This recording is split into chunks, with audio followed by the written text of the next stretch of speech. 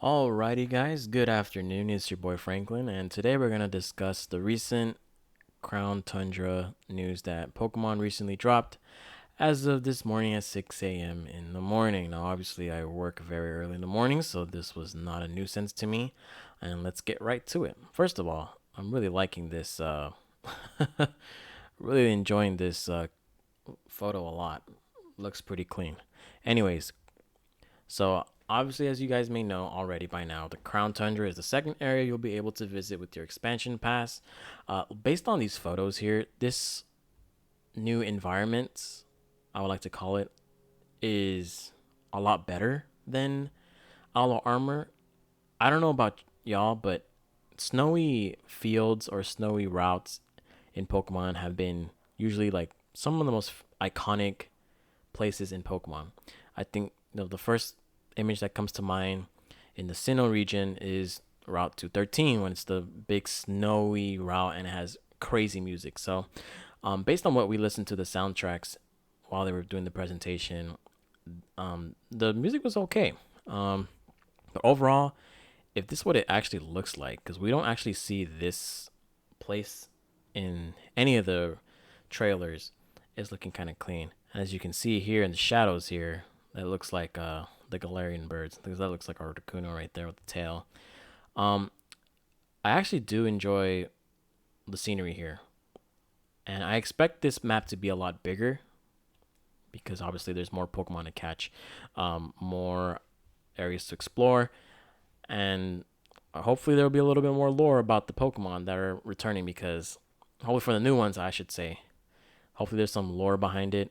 I always love a backstory with legendary Pokemon. It's a frozen land, so obviously a tundra. That's basically what it is. It's kind of like a snowy terrain type of thing. So, of course. Now let's get on to the news. First of all, it's you guys did not know by now. It's well, this is the same thing. It's dropping October 22nd. That's pretty early. It's way earlier than a lot of people expected because a lot of people expected this to drop in late November, but it kind of doesn't make sense because Black Friday is around that time if it was in November. Um, and obviously, because of recent events that are going on in the world, I think October 22nd is a perfect drop. Now, 8 days from that day would be Pikmin 3 Deluxe, and November is the Hyrule Warriors drop as well. And that is expected to be a huge drop because it is related to Breath of the Wild story and making things a lot canon. So I think October 22nd is a very, very good day to drop. And it's very recent. It's like, what, 3 weeks? And we already burned the first week already. So yeah, 3 weeks to go. Um, Now this, they're going to drop the pre order for the Pokemon Sword Plus expansion pass. I feel like if this was $60 and this was the actual game itself, it would have been worth it by a lot. But unfortunately, Pokemon does work in very mysterious ways, and yeah, I'm whatever. I mean, a lot of people already have some very divided opinions about this because I feel like the base game itself was incomplete, and these two passes, I guess, expansion passes, make up for the remaining content. But if the if the DLC was actually free, in my opinion, if it was free or if it was a little cheaper, I would give it a pass. No pun intended, but here we are. And on to more news. So, we finally get the official reveal of Galarian Slowbro and or Slow King, I should say. First of all, the design wise, I kind of don't like the eyes. The eyes look so freaking weird, and I think that's been a lot of complaints I've been reading upon recently. But overall, I do like the Shelter, I guess, quote unquote Shelter clam on its head. Being psychic and poison, I feel like this could have been, uh, this honestly, I could have seen it being maybe psychic and ghost based on it. Kind of reminds me of a Dracula, kind of appeal, but I mean, looking at side by side comparison with the sprites, I mean, it makes sense why it looks like that. But anyways, it has a new ability in Curious Medicine, and it has a new move as well. So let's talk about the signature move. That's more item. That looks kind of cool. Interaction with the camp. Anyways, Eerie Spell. Eerie Spell is a psychic type special move in which the Pokemon attacks with tremendous psychic power. If hit, wow, okay, the opponent doesn't only take damage, it also loses 3 PP for the move it used last. This, if hit, seems like as if there's an accuracy drawback. Maybe it's 90 accuracy, maybe 95, because if it says if hit, like, it doesn't make any sense. Because if it was not 100% accuracy, it would only be, it straight up loses 3 PP, no matter what, which, whatever. And if it says it hit, it has to be a powerful move. I'm thinking maybe probably base 110. I highly doubt it's 120 because Fire Blast, Hydro Pump are all 110. Except for Thunder. I think Thunder is actually a 120, unless they change that in the later generations of the game. 3 PP, this is kind of an interesting side effect of using the move. Or secondary effect, I should say. I don't think PP really matters that much in the metagames that we've seen. Unless you are facing Urshifu, which only has 8 Wicked Blows. Close combat. Moves like those are very powerful. They don't have that much PP. Maybe it'll be useful, but I mean, I'm not sure if it's really worth it in the long run. But depending on how much base power it is and the accuracy, it might be. But we shall see. So then it ended up getting a new ability in Curious Medicine. And it is not a hidden ability because Regenerator is the hidden ability. So is a new ability introduced with the expansion. When a Pokemon with this ability enters the battlefield, ally stats changes are reset. So it kind of obviously works only, it only works in doubles. So I'm not expecting any singles uses at all because that's kind of trash. I think Regenerator is still by far the best ability, if not one of the best abilities in Generation 8. So if you're a doubles player, maybe you'll have something for it. It can basically negate the usage of Intimidate. Maybe moves that guarantee decreases, like Snarl. Snarl's a pretty good move in VGC or in doubles in particular, and you can negate that with Slowking. So maybe, but it only works when the Pokemon enters the battlefield. So it's not like as long as it's on the battlefield, changes are reset. If it was as long as it remains on the battlefield, it might have been actually kind of clean, but I don't know. But obviously Regenerator, maybe, like I said, depending on what Eerie Spell is. Hopefully it's actually a pretty strong move because it does say with tremendous psychic power. So maybe base 110 with 90 accuracy because the if hit statement, I don't know. But I do like, and its design is okay. Its eyes look kind of strange. But regardless, here we are. And I never really talked about the Galarian birds. Articuno looks sick. I don't need to really explain about it. Very sick. Galarian Zapdos, the fact that it's fighting and flying, not electric or flying or fighting electric, is actually interesting as well with Defiant. I feel like with Defiant, it has to be a physical attacking Zapdos. That's all. Maybe swap its attack or special attack. And then you get Galarian Moltres. I think this is the best design out of the 3 birds. Obviously, like I said, particularly dark Pokemon with very bright colors. Black and maybe red or pink are always been badass to me. And just keep scrolling. And wow, it looks pretty clean. I'm not even going to lie. Look at this. This looks kind of fire to me. So, no pun intended there. Next up we have is Calyrex. I don't think it's a good Pokemon, so we're going to skip that. We got the Regis. We need to see their stats more. And then, recently it was revealed that Pokemon Go and Pokemon Home will finally get the connectivity thing going by the end of 2020. So it probably might be a December kind of thing. It might line up with Community Day with Pokemon Go, now that I think of it. The end of the year Community Day where the previous Community Day Pokemon are the only ones you can hunt. But anyways, G-Max Melmetal looks pretty cool to me. I believe it has a new signature move. So I guess Steel type attacks will change to G-Max Meltdown. It's a super powerful move. I think it's base 140 based on Cerebi. That slams opponents with shockwaves and swirling liquid metal. This move does not only deal damage to opponents, It prevents them from using the same move consecutively. I guess it's pretty useful if your opponent is choice locked or is just spamming the correct moves. So it's kind of like a torrent, because torrent is the only move I can think of that prevents moves from being used twice, but it doesn't deal damage. So there's that. And let's look into the new content, and let's go to Dynamax Adventures. So pretty much you have to create a path or choose a path to decide how you want to attain legendary Pokemon. So it's kind of like it reminds me a lot like the Battle Factory, where you get to choose rental Pokemon, and you can only choose rental Pokemon to decide your adventure in Dynamaxing. And once you hit a certain level, I believe, you can encounter the legendary Pokemon. So let's go into it a little bit. So it says you'll team up with 3 other trainers to explore a den where Dynamax Pokemon are said to lurk. Most likely, it could be either with 3 other buddies or 3 NPCs. Instead of your regular Pokemon team, you and your fellow trainers will choose rental Pokemon to bring along into the depths of the den. If you encounter a wild Dynamax Pokemon during your exploration, you'll need to work together with your 3 teammates in a max raid battle. If you win the battle, you'll have a chance to catch the Pokemon, and one trainer on the team can swap the newly caught Pokemon in for the Pokemon they had before.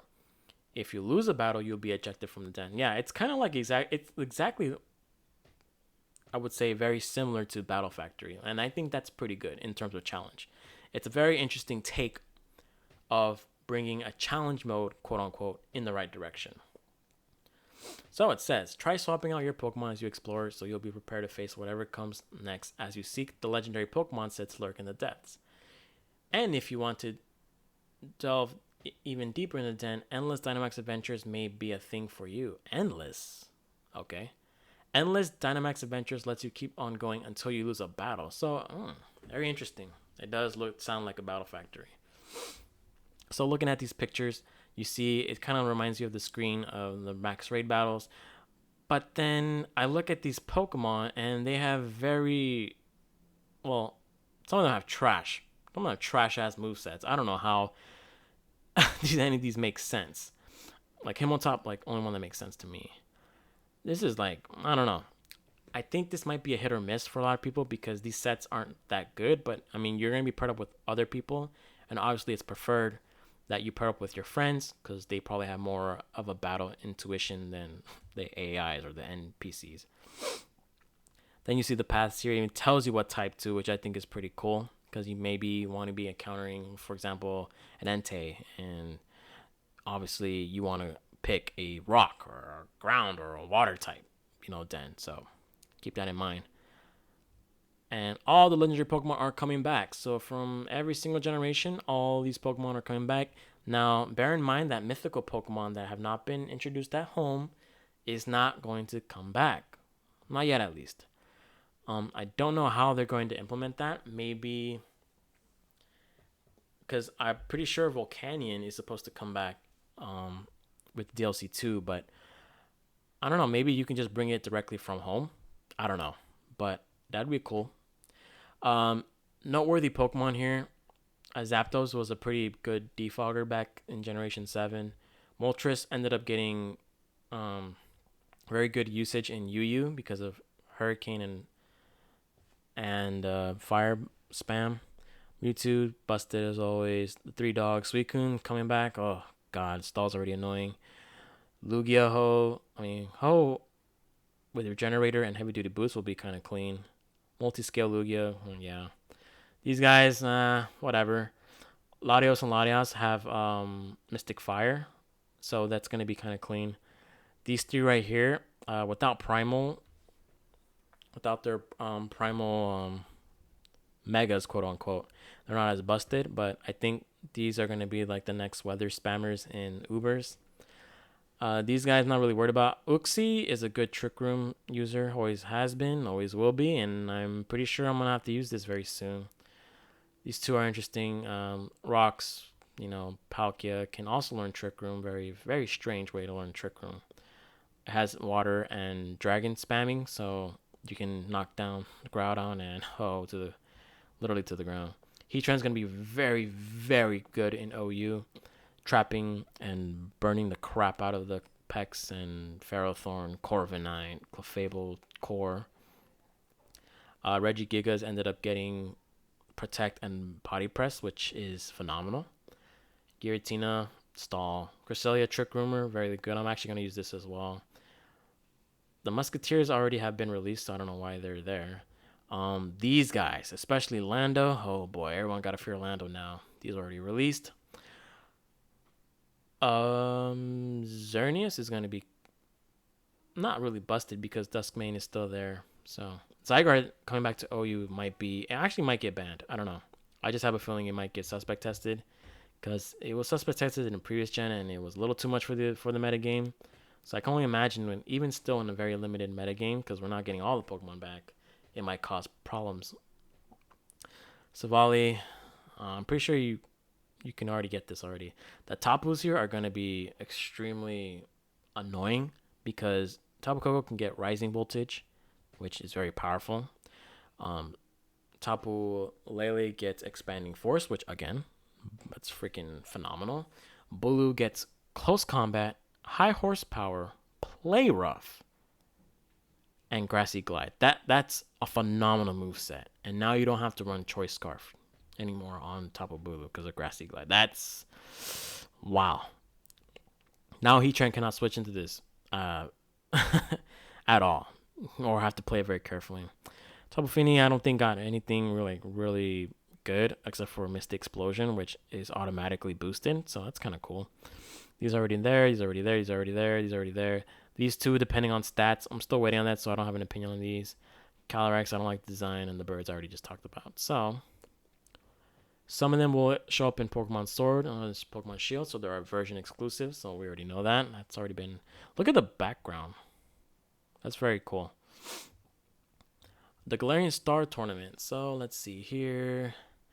It's basically doubles, I believe. Yeah, all right. No, I'm not really a fan of doubles, but this looks kind of cool. I mean, if there are prizes here, like, for example, useful items that are hard to come by, like Flame or Toxic Orb, maybe it'll be interesting, but I'm not particularly a fan of doubles.